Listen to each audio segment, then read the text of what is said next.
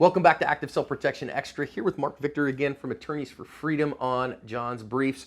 And it's what I want to talk about today, this issue that comes up a lot of chasing a fleeing felon. We had a video on the big channel of a clerk who was robbed, and that was pretty egregiously wrong. Grabs his firearm at the end after they whacked him with their firearm and then ran off with his money, chased him down and shot one of them. So let's talk about the legality of chasing fleeing felons. Today's video is brought to us by Firearms Legal Protection. Firearms Legal Protection is a legal defense program for lawful gun owners with a 24/7 emergency hotline and plans designed specifically for self-defenders. They are offering a discount on their plan to Ask fans, so hit the link in the description for that. All right, I think the interesting part here, Mark, is that we have the video in the store of him being robbed, aggravated assault committed against him multiple times, all these things, being stolen armed robbery, yeah. Yeah, armed robbery. And obviously, this is an egregious wrong, and he has every right to be incensed about that. Then he grabs his gun and is like, nope, I'm chasing these guys. I'm getting after them. We don't have that on camera. So there's an awful lot of speculating we're going to end up doing on this one, and we want to be cautious of that. I don't like what this guy did at all. I would tell this guy, look, you survived an ag assault and an armed robbery, and you got two thugs clearly in there, and fortunately they didn't shoot you. I'd lock the door, closed for the day, call the police, get them the video, and live to fight another day, or live another day, I should say. Well, and I said that for the idea of you got in an optional gunfight. I mean, you chase these guys down, and even if we're going to give him all the benefit of the doubt that the guy did point the gun back at him when he said, hey, man, give me my money back. So he shot him, justified shooting. The police certainly saw it that way, but that was not a necessary gunfight. Yeah, and I don't know that this would necessarily, I mean, I could imagine some facts where a prosecutor might say, look, this thing was over. This is revenge at this point. This is vengeance at this point. Or this is a deadly force to protect property at this point, and when you can't do that. And so this guy really risked, as I understand, there was a shooting and one of the bad guys was killed. I think this guy risks some kind of a second-degree murder charge, or maybe a manslaughter charge. And so this guy may be our dumbest guy, really. Really? Now, you maybe, think so? What's the dumbest thing? What's the dumbest thing you can do with a firearm? Get in an optional gunfight. Yeah, an optional gunfight, non-necessary gunfight. Right? Can you think of anything dumber than that? I mean, that's probably one of the dumbest things you can do, is get in an optional gunfight, and that's exactly what this guy did. I mean, the bad guys sometimes win those optional gunfights, right? And so not only that, but I think that just risking a life-changing, maybe even life-ending prosecution here for no reason at all, to recover the few $100 or whatever they got out of that register, this is colossally stupid. So maybe you can justify it by saying, okay, this guy's just a really, really good Samaritan, and he's out there serving this community. We clearly got dangerous fleeing felons here, and he's following them. And I don't know what happens, right? I mean, if the bad guy turns with the gun, then clearly now it's in a different analysis. So, but you take an awful lot of risk here, and so.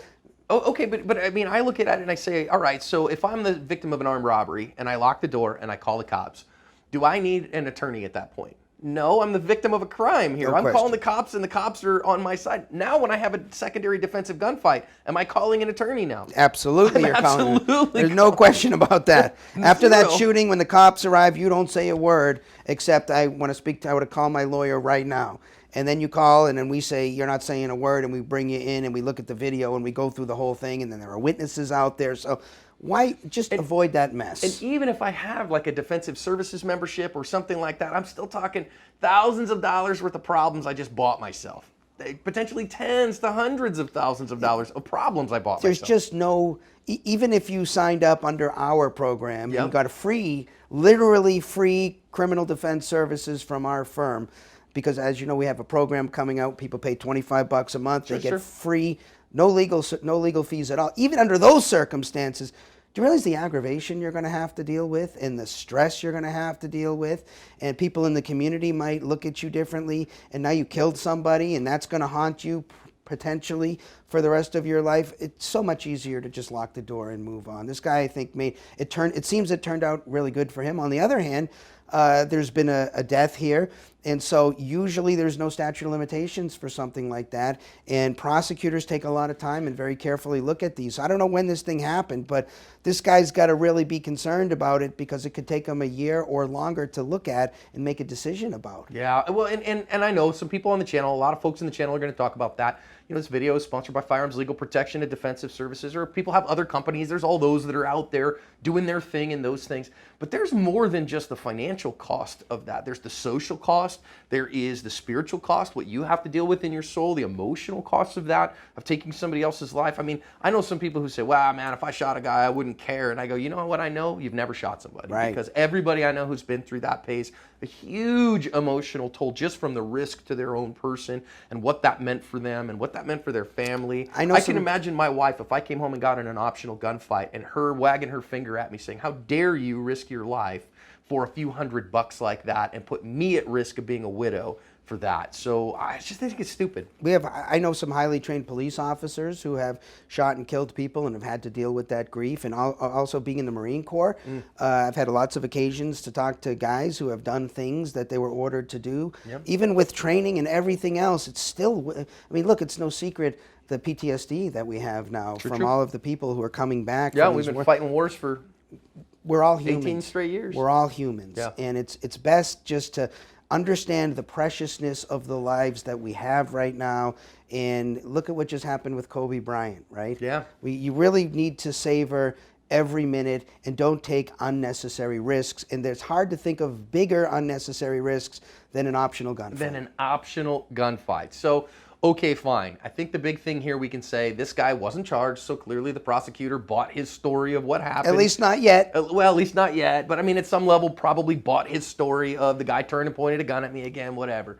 Okay, fine. But the other costs of this make it stupid. And guys, when the attorney who gets paid by the hour to defend you doing things says, hey, don't hire me, just avoid this problem entirely, Absolutely. You might want to listen to it. Absolutely. Mark, as always, man, appreciate the wisdom. Great to be here.